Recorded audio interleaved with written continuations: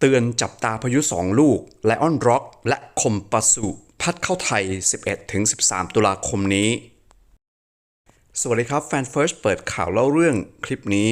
เรามีเรื่องอัปเดตเกี่ยวกับพายุที่จะเข้ามาในประเทศไทยในเดือนนี้ซึ่งมีข่าวว่าจะมีพายุ2ลูกที่เราต้องจับตาดูจะเป็นอย่างไรนั้นรับฟังได้ในคลิปนี้ก่อนไปฟังรายละเอียดจากข่าวฝากกดไลค์กดแชร์กดติดตามและอย่าลืมสั่นกระดิ่งที่ช่องให้ด้วยนะครับเพื่อเป็นกำลังใจให้กันและจะได้ไม่พลาดการแจ้งเตือนข่าวดีๆในครั้งหน้าเรามาฟังรายละเอียดจากข่าวกันครับเมื่อวันที่ 5 ตุลาคม 2564 นายชวลิต จันทรัตน์ประธานเจ้าหน้าที่บริหารบริษัททีม Consulting Engineering and Management จำกัดมหาชนหรือทีมกรุ๊ปในฐานะผู้เชี่ยวชาญเรื่องน้ำเปิดเผยว่าแม้ว่าพายุเตี้ยนหมู่จะบรรเทาลงแล้วแต่ยังอยู่ในช่วงร่องฝนตามฤดูกาลจึงทำให้เกิดฝนตกหนักในภาคอีสานตอนบนและภาคกลางทำให้น้ำลดลงได้ช้าจากการคาดการณ์สถานการณ์น้ำท่วมจากแบบจำลองมองไปข้างหน้า7วันพื้นที่จังหวัดชัยนาทสิงห์บุรีเริ่มลดลงอ่างทองจะลดช้า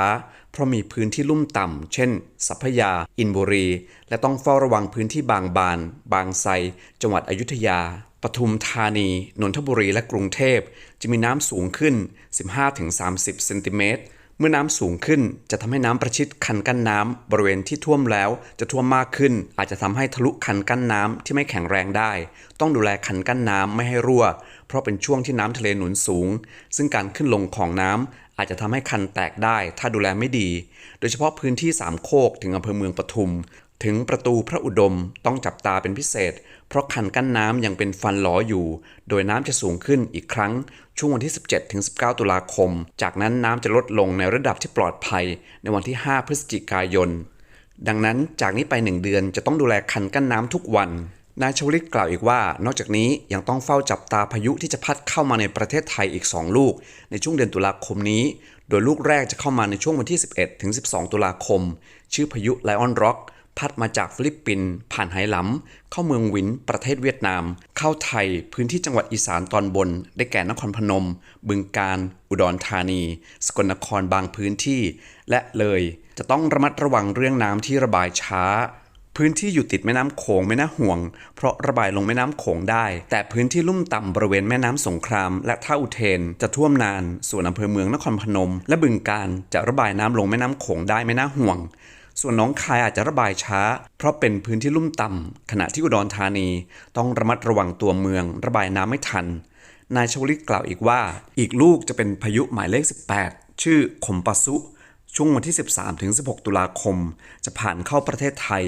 ทางจังหวัดอีสานตอนบนแต่อาจจะมาไม่ถึงจังหวัดเพชรบูรณ์และลพบุรีต้องรอดูผลกระทบที่ประเทศฟิลิปปินส์ว่ารุนแรงแค่ไหนหากรุนแรงจะมาถึงลุ่มแม่น้ำป่าสักจังหวัดพระนครศรีอยุธยาซ้ำเติมพื้นที่น้ำท่วมเดิมขอขอบคุณเนื้อหาข่าวนี้จากมติชนออนไลน์นะครับและนี่ก็เป็นการแจ้งเตือนจากทีมกรุ๊ปให้จับตาพายุ2ลูกที่อาจจะส่งผลกระทบต่อประเทศไทยจากนี้ไปในเดือนตุลาคมขอให้ทุกคนปลอดภัยจากสถานการณ์อุทกภัยที่เกิดขึ้นในตอนนี้อยู่นะครับฝากกดไลค์กดแชร์กดติดตามและอย่าลืมสั่นกระดิ่งที่ช่องให้ด้วยนะครับเพื่อเป็นกำลังใจให้กันและจะได้ไม่พลาดการแจ้งเตือนข่าวดีๆในครั้งหน้าสำหรับแฟนเฟิร์สเปิดข่าวเล่าเรื่องคลิปนี้ต้องลาไปแล้วนะครับเจอกันคลิปหน้าขอบคุณและสวัสดีครับ